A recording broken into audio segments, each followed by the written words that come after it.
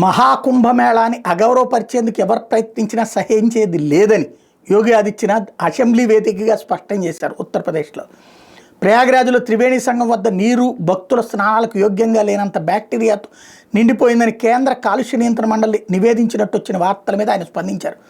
బుధవారం ఉత్తరప్రదేశ్ శాసనసభలో యోగి మాట్లాడారు. ఉత్తరప్రదేశ్ కాలుష్య నియంత్రణ మండలి సిపిసిబి అక్కడి జలాల స్వచ్ఛత నిరంతరం పర్యవేక్షిస్తున్నాయని చెప్పారు.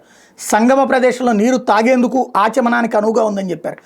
లీటర్ నీటిలో 3 మిల్లీగ్రాముల కంటే తక్కువ బీఓడి బయలాజికల్ ఆక్సిజన్ డిమాండ్ ఉంటే అది స్నానానికి యోగ్యమని ప్రమాణాలు చెప్తున్నాయి. సంగమ స్థలంలో అది 3.94 నుంచి 5.29 వరకు వేరువేరు స్థాయిలో ఉన్నట్టు సిపిసిబి వెల్లడించింది. జనవరి 12, 13 తేదీలో బీఓడి ఎక్కువగా ఉందని, తర్వాత మంచినీటిని పైనుంచి విడుదల చేయడం వల్ల తగ్గిందని జాతీయ హరిత ట్రిబ్యునల్కి సిపిసిబి చెప్పింది అన్నటువంటి విషయాన్ని ఈ సందర్భంగా గుర్తు చేశారు. నిన్న మన ఆంధ్రజ్యోతిలో కూడా ఫ్రంట్ పేజీ రాసుకొచ్చారు కదా, ఇదంతా దుర్మార్గం అయిపోతుంది అన్నటువంటి కోణంలో దానికి యోగి గారు ఆన్సర్ చేసినట్టు అనమాట.